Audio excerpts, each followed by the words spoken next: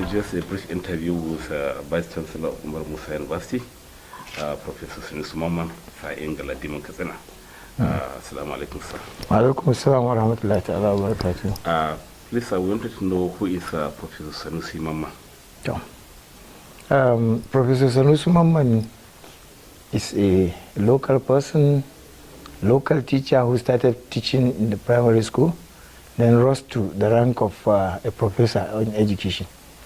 I served in, I started teaching in 1979, and then I rose to, I was under the LEA, Local Education Authority, Malumfashi. Then I later on resigned and went on study fellowship. I pursued my Nigeria Certificate in Education NCE in 1983. 1986 I graduated, then by 1990 I joined Bayer University to become the, to start the program of Bachelor's of Education. I read Arabic, Islamic Studies then, and Education. By 1993 I graduated. I went on national service at Jos, where I served in the investment. Then later on, when I graduated, when I was discharged from the national service, I came back to Katsina State, and joined the Katsina State Ministry of Kaduna State Ministry of Education, then Katsina State Ministry of Education, and I've been serving there. I served in different capacities in Malumfashi School for the Deaf, GSS Malumfashi, GGSS Malumfashi, and as later on I was posted to zonal office where I started my PhD program, and Alhamdulillah, when they advertised for the post of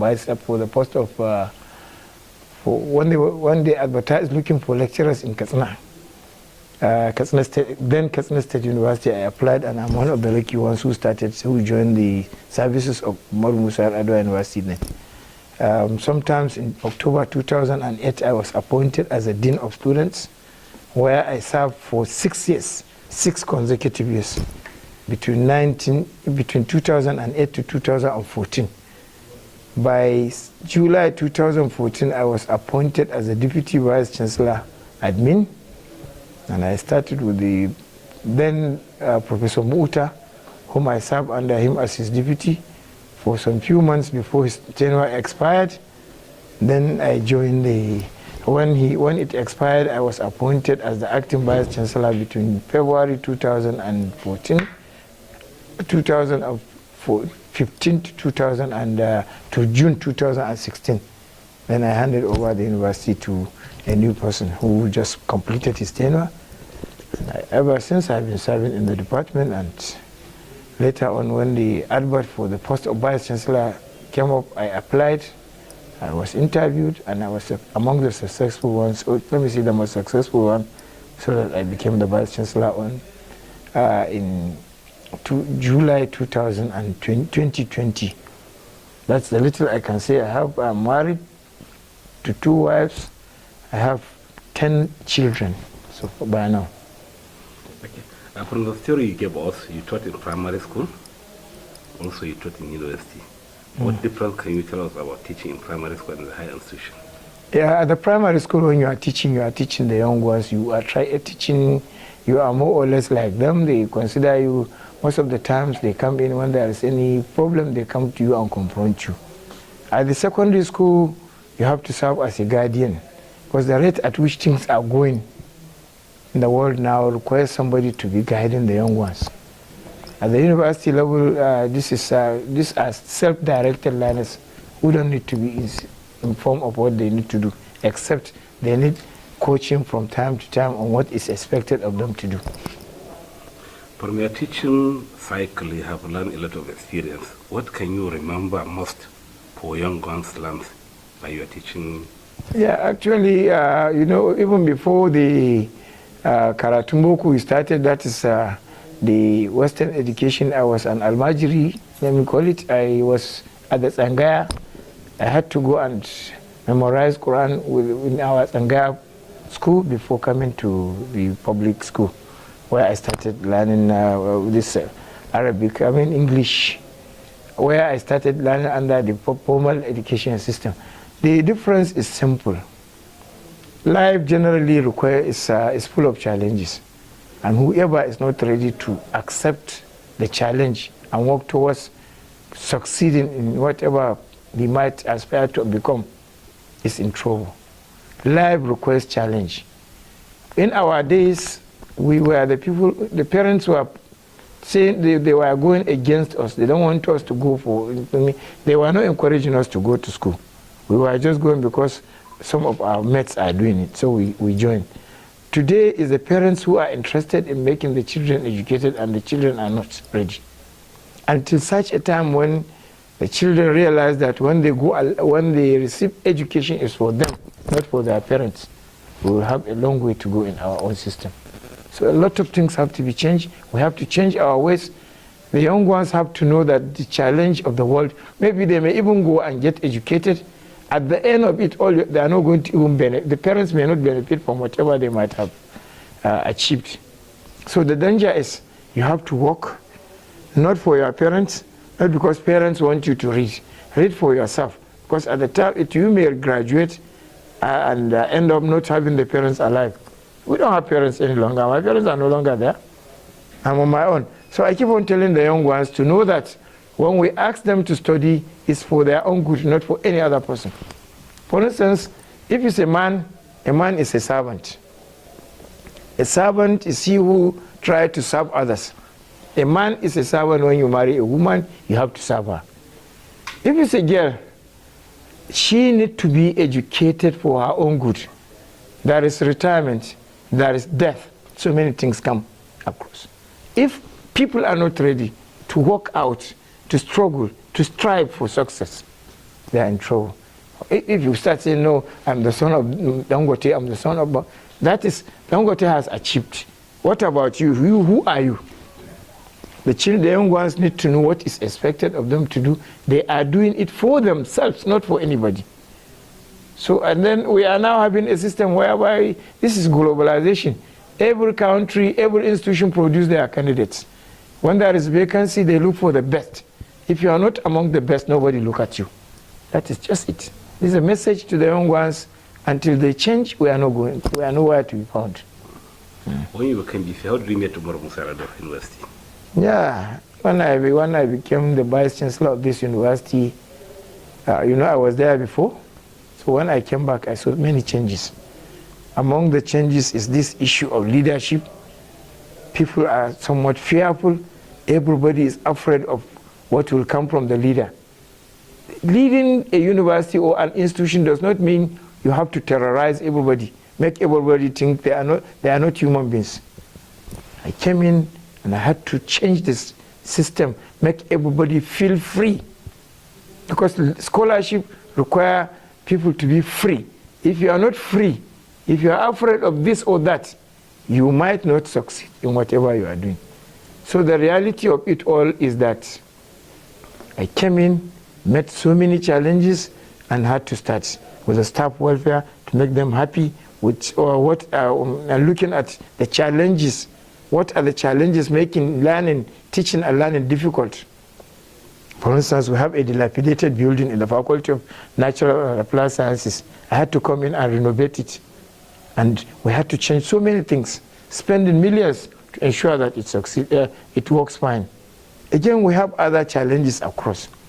But alhamdulillah, by now, I have started. But the greatest problem I realized after I came to power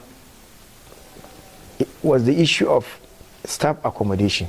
We now have security challenges. People require an accommodation near where they work so that it will be easy. So I started the process of private partnership with a company. And by now, all things being equal, if not for the hike in the price of cement, we would have had 30 houses now ready for use by students, by staff of the university. Then there is this issue of water reticulation. I tackled it. And thank God, after I was able to drill some boreholes, at a time when they said there is no borehole in the university, I was successful in getting borehole, and then we have started changing the scenario. And very soon we will connect with Zobedam, the KATSINA State Water Board. With that, we will have no problem in water. supply potable drinking water will be okay for all of us. What did you achieve in your 100 days? Though you have mentioned some, but what can you remember what you didn't mention before? Yeah, a lot of them. I was able to introduce and establish a molecular laboratory for the testing of COVID-19 patients. We have a molecular laboratory there.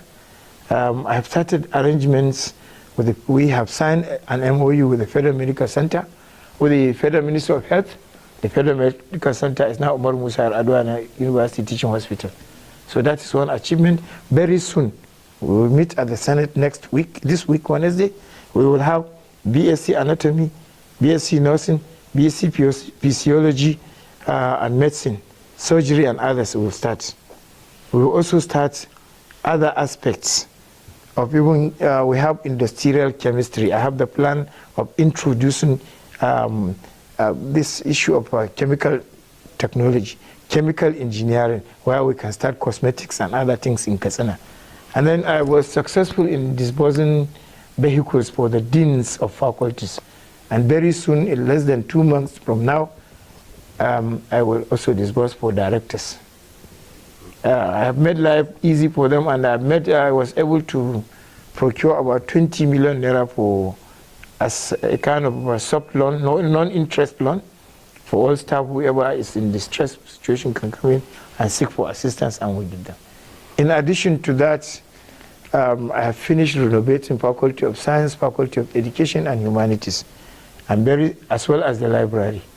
And very soon, I have made arrangements to ensure that we employ more people in the Faculty of Agric and Medicine, so that the program can start without any hitch.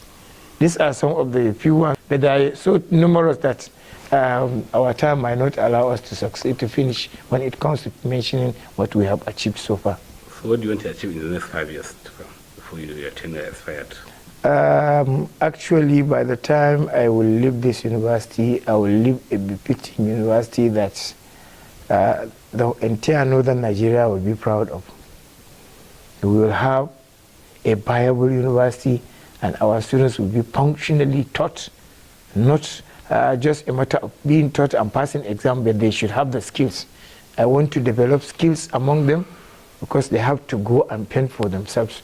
I want to see to it that my graduates, when they graduate, will not require any employment. They can, on their own, stand and even be employers of labor. I want to make sure that our teaching and learning is improved so much so that our name will be among the best 10 in the country, if not the best. I'm also working to ensure that I finance professors. Every year we select from each faculty to go to the best, any country of their wish, to learn some aspects that will enhance our service delivery. I want to also ensure that I make this university henceforth to be changed, to be governed by people. I want to change the system of selecting of vice chancellors from the former system of advertising. We will select from within ourselves, and we will get the best practice. Equally, our output, our graduates will be people who can stand on their own, who can defend themselves. We now have a challenge. Many people end up graduating and they cannot defend their certificates. This has to change. I assure you, in the next 5 years, when they ask somebody to come and seek for the post of vice chancellor, he will think twice if he has no plan. Because I will set it in motion, I will set it within a 25-year program, development plan.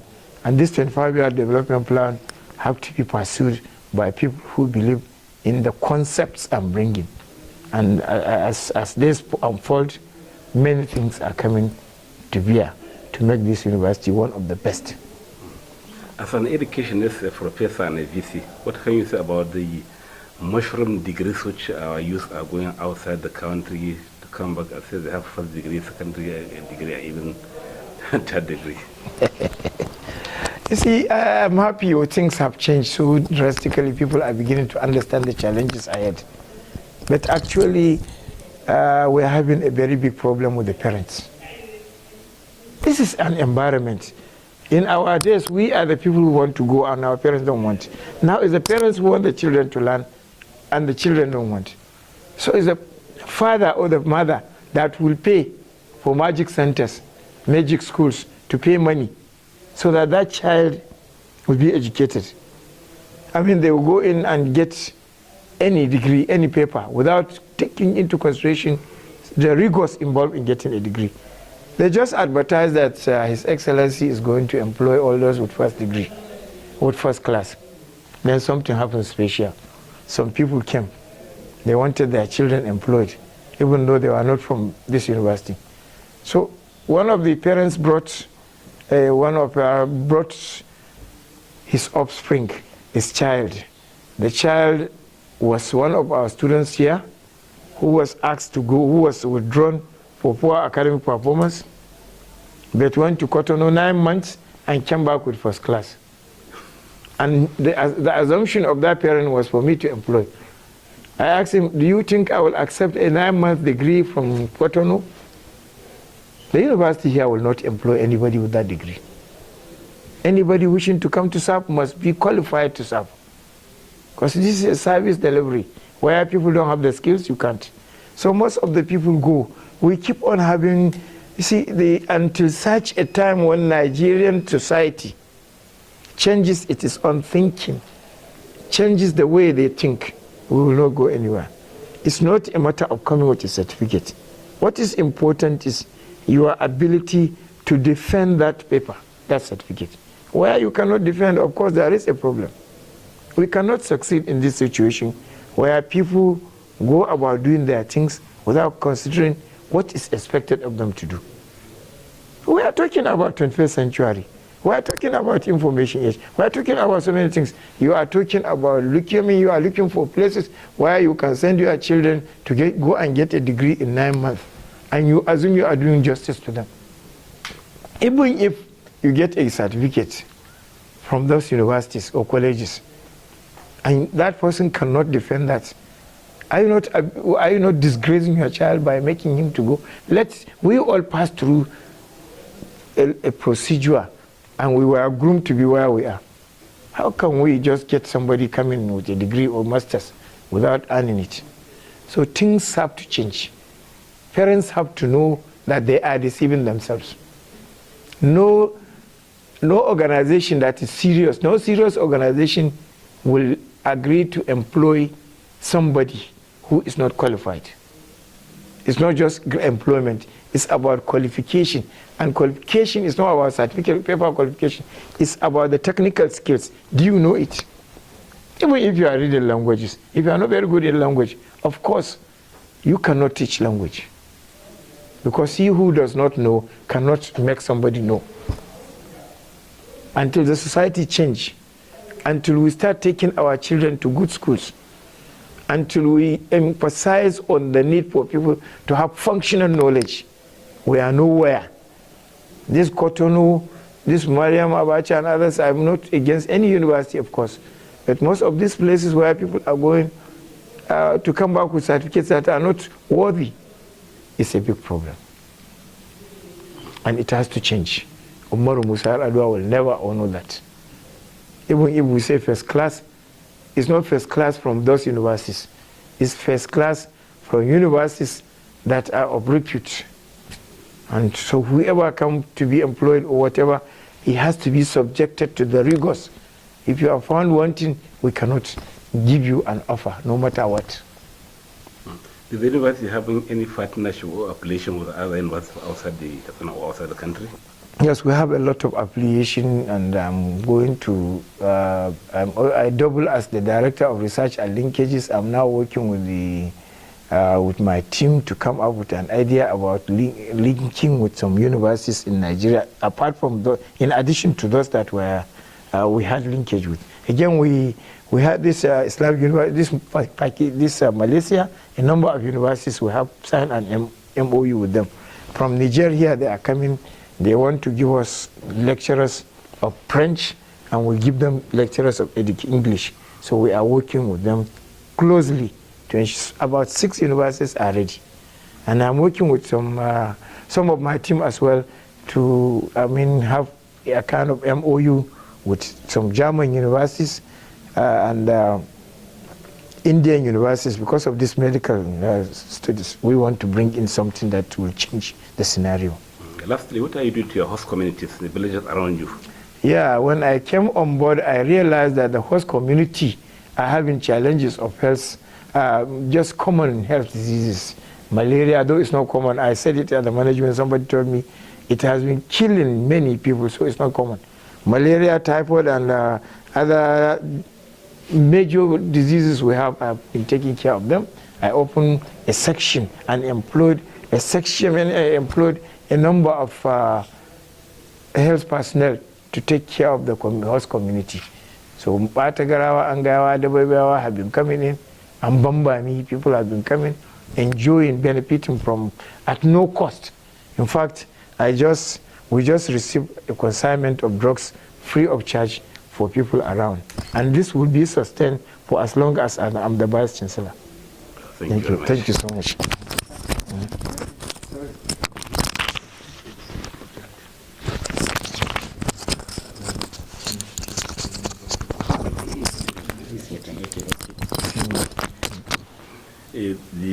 There's a lot of changes of learning because of the coronavirus and some other digital. Many universities are going digital. What is your plan? The university will have been digital. In fact, during the COVID-19 lockdown, a number of PG students were subjected to internal proposal and internal defense. We are working now to ensure that we start the process. Actually, it has opened up ways for us to see how we can relate with our students.